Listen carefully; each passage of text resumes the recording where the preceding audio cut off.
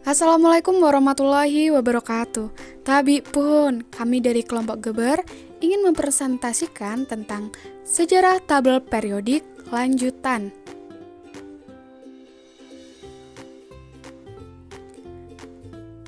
Di mana sejarah tabel periodik lanjutan itu ada Dmitri Mendeleev, Lothar Meyer, kemudian William Odling, Henry Moseley, dan ada Glenty Seaborg. Dmitri Mendeleev. Oke, baiklah, di sini saya akan menjelaskan sistem periodik unsur menurut Dmitri Mendeleev. Nah, sebelumnya siapa sih Dmitri Mendeleev itu? Jadi Dmitri Mendeleev atau yang biasa dikenal dengan nama Mendeleev merupakan pria Rusia yang lahir pada tanggal 8 Februari tahun 1834. Nah, Mendeleev ini merupakan orang pertama yang menciptakan suatu tabel periodik itu berdasarkan kenaikan massa atom relatifnya. Jadi Dmitri Mendeleev ini merupakan orang pertama yang menyusun suatu tabel periodik yang mirip dengan tabel periodik yang digunakan pada saat ini. Selanjutnya, pada tahun 1869, dalam penelitiannya, Mendeleev ini sudah mengenal ada 63 unsur, dan dia juga menyimpulkan bahwa sifat-sifat unsur adalah fungsi periodik dari massa atom relatifnya. Artinya, jika unsur-unsur tersebut disusun berdasarkan kenaikan massa atom relatifnya, maka sifatnya itu akan berulang secara periodik. Nah, di sini Mendeleev itu menyusun unsur-unsur jika berdasarkan sifatnya itu berdasarkan kemiripan sifatnya itu secara vertikal ya, atau yang bisa kita sebut dengan golongan. Jadi Mendeleev ini menyusun unsur-unsur itu yang mempunyai sifat yang mirip itu secara vertikal. Selanjutnya dia juga menyusun suatu unsur yang memiliki kenaikan massa atom relatifnya itu secara horizontal atau yang biasa kita kenal dengan nama periodik. Selanjutnya, setelah menyusun unsur-unsur baik secara vertikal maupun horizontal, yaitu berdasarkan kemiripan sifat dan kenaikan massa atomnya, pada tahun 1871 Mendeleev itu mempublikasikan tabel periodiknya. Ya, seperti yang kita lihat pada gambar di samping, ini merupakan tabel periodik dari Dmitri Mendeleev. Ya, seperti yang kita lihat bahwa tabel periodik Dmitri Mendeleev ini memiliki beberapa kelebihan dan kekurangan. Baiklah, untuk kelebihan sendiri dari tabel periodik Mendeleev, yang pertama yaitu tabel periodik Mendeleev menyediakan beberapa tempat kosong untuk unsur-unsur yang belum ditemukan. Jadi kalau kita lihat dari tabel periodik di samping, itu terdapat beberapa tempat kosong. Nah, tujuannya ini adalah untuk menempatkan suatu unsur-unsur yang belum ditemukan. Kelebihan yang selanjutnya yaitu tabel periodik Mendeleev dapat meramalkan suatu unsur berdasarkan sifat-sifatnya. Nah, kan tadi Dmitri Mendeleev itu menyusun tabel periodik ini berdasarkan kenaikan massa atom relatifnya dan juga berdasarkan sifat-sifatnya. Dari sini kita bisa meramalkan suatu unsur-unsur yang belum ditemukan tersebut. Nah, untuk Dmitri Mendeleev ini dia dulu pernah meramalkan suatu unsur yaitu thorium. Nah, yang pada akhirnya ternyata ramalannya itu benar gitu. Nah, untuk kelemahannya sendiri pada tabel periodik Mendeleev ini kalau kita lihat salah satunya yaitu ada kesalahan ya, di mana Dmitri Mendeleev itu menempatkan ada emas dan juga perak itu dalam satu golongan dengan alkali tanah. Padahal kan sifatnya berbeda. Emas dan perak itu merupakan bersifat logam yang jelas berbeda dengan sifat alkali tanah. Itulah merupakan salah satu dari kelemahan tabel periodik Dmitri Mendeleev. Lothar Meyer. Baik, selanjutnya kita akan membahas sejarah kimiawan yang bernama Lothar Meyer. Jadi Lothar Meyer ini adalah seorang kimiawan Jerman. Beliau lahir pada tanggal 19 Agustus 1830 di Varel, Jerman, dan meninggal pada tanggal 11 April 1895 di umur 65 di Tübingen. Nah, Julius Lothar Meyer ini mempunyai saingan. Dia pesaing dari Dmitri Mendeleev dalam menyusun tabel periodik dari unsur kimia untuk pertama kali. Nah, sekitar 5 tahun terpisah, Mendeleev dan Meyer ini pernah bekerja sama dengan Robert Bunsen. Meyer ini, dia tidak pernah menggunakan nama pertamanya yang diberikan, sehingga sepanjang hidupnya hanya dikenal sebagai Lothar Meyer. Nah, di penebut tabel periodik pertama, Julius Lothar Meyer ini adalah orang pertama yang membuat tabel periodik unsur. Dia telah menerbitkan artikel tentang tabel klasifikasi tentang unsur-unsur dalam bentuk horizontal dan bentuk vertikal.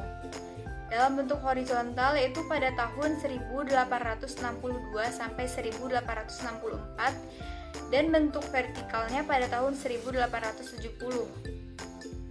Nah, Mendeleev ini mempublikasikan tabel periodik tentang semua unsur yang dikenakan dan diprediksi beberapa unsur baru untuk melengkapi tabel dan beberapa atom yang dikoreksi.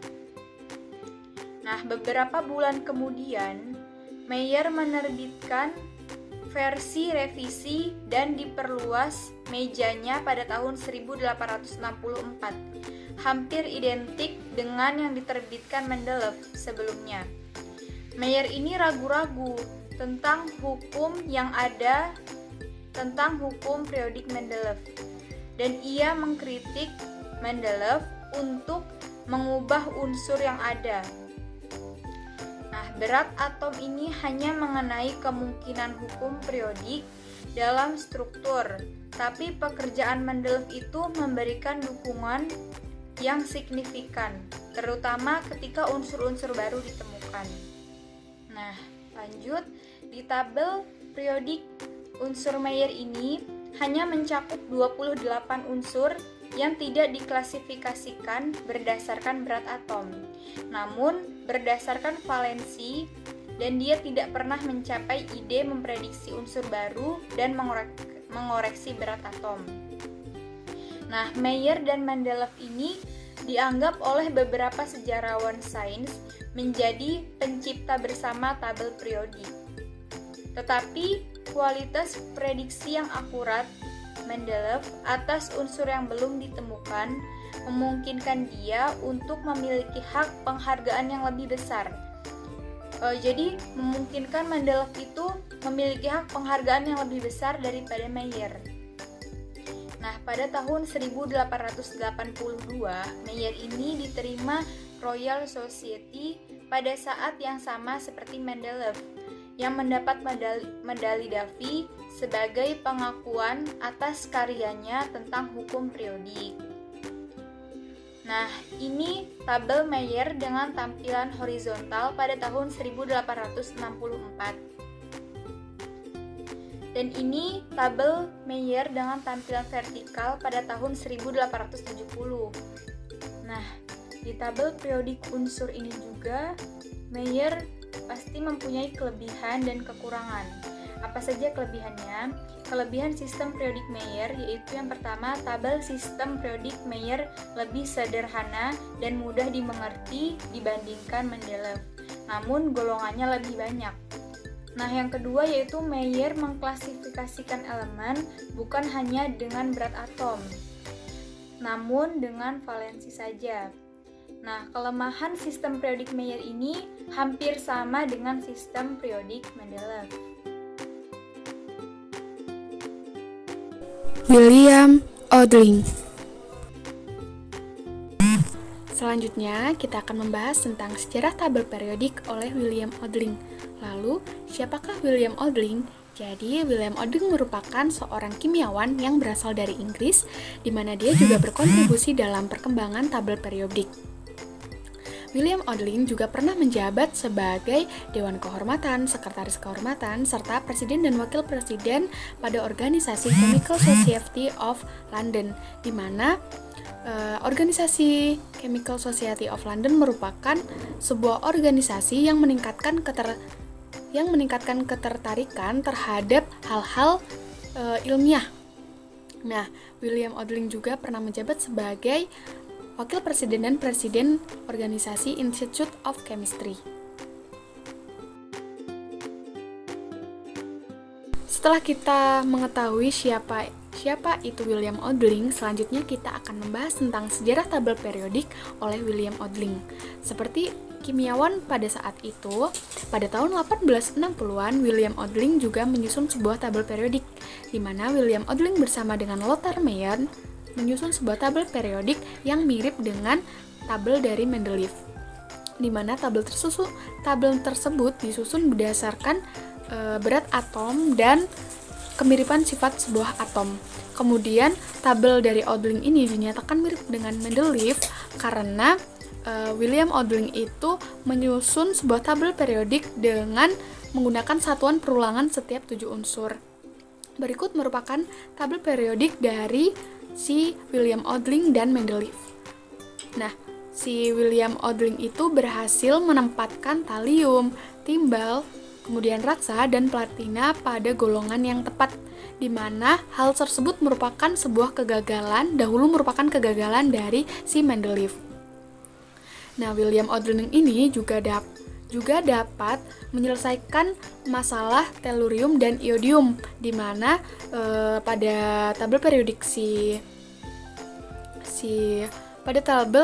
Mendeleev, hal tersebut merupakan sebuah pemecahan atau misteri yang belum terpecahkan. Namun di Odling ini dapat dipecahkan dengan cara mengklasifikasikan sebuah unsur-unsur berdasarkan elektron valensi. Sayangnya, Odling tidak mengembangkan tabel periodiknya, sehingga tabel periodik si William Odling ini mungkin jarang didengar.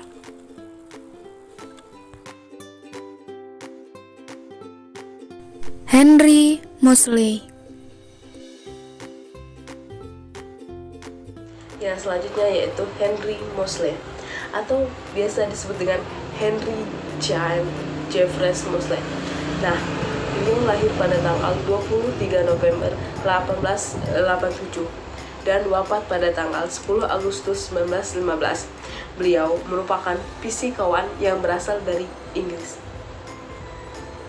Nah, pada tahun 1914, 1 tahun sebelum beliau tewas dalam aksi Gallipoli, fisikawan Inggris ini menemukan hubungan antara panjang gelombang sinar X unsur dengan atomnya.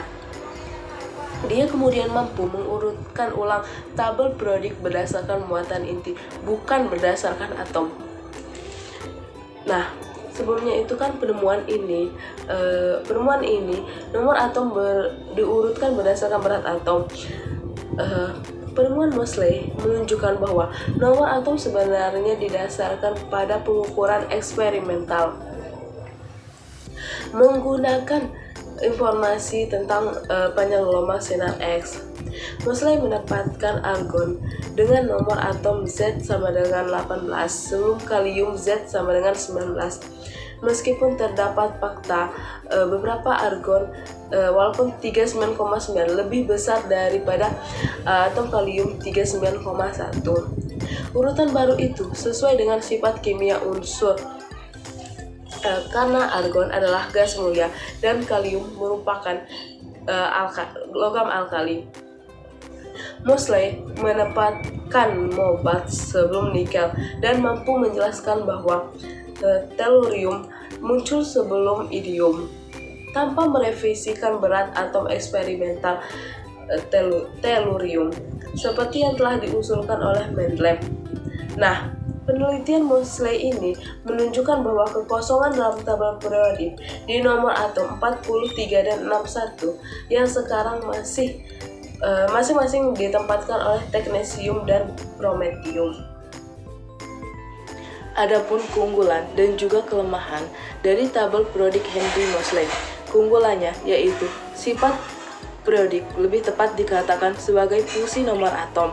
Sistem periodik unsur modern disusun berdasarkan nomor atom dan juga kemiripan sifatnya. Sedangkan kelemahannya, kenaikan massa atom masih ada yang tidak sesuai. Akan tetapi semua itu sudah tertutupi dengan keunggulan tabel periodik dari Henry Moseley.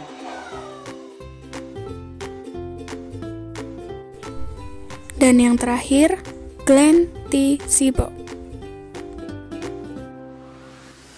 Baiklah, kemudian selanjutnya adalah Glenn T. Seaborg. Siapakah Glenn T. Seaborg ini? Glenn T. Seaborg adalah seorang kimiawan Amerika Serikat yang terlibat dalam pengenalan unsur transuranium, dan ia pernah menjabat sebagai Ketua Komisi Energi Atom di Amerika Serikat. Glenn T. Seaborg juga adalah salah satu pelopor besar kimia nuklir di Amerika Serikat. Apakah yang menarik dari Glenn T. Seaborg? Ada salah satu hal yang menarik dari Glenn T. Seaborg, yaitu bahwa ia telah mencapai apa yang para ahli kimia lain tidak bisa, yaitu ia mampu mengubah timah menjadi emas dengan cara bismut. Pada tahun 1943, Glenn T. Seaborg mengalami kesulitan tak terduga dalam mengisolasi unsur amerisium dan karium. Seaborg bertanya-tanya apakah unsur-unsur ini merupakan deret yang ia harapkan. Karena ia begitu penasaran dan banyak koleganya yang memberikan saran, sehingga pada tahun 1945 Glenn T. Seaborg menanggapi saran dari koleganya, yaitu ia mengusulkan perubahan yang signifikan terhadap tabel Mendeleev, yaitu deret aktinida. Konsep aktinida Seaborg berdasarkan struktur elektronik unsur berat dengan prediksi bahwa aktinida membentuk deret transisi yang analog dengan deret tanah, tetapi jarang dalam bentuk deret lantanida. Setelah sekian lama, kini diterima dengan baik dan sudah termasuk dalam tabel periodik. Deret aktinida adalah baris kedua dari blok F atau deret 5F. Dalam kedua deret aktinida dan lantanida, ada kulit elektron dalam yang sedang diisi. Deret aktinida terdiri dari unsur-unsur mulai dari aktinium hingga lawrensium.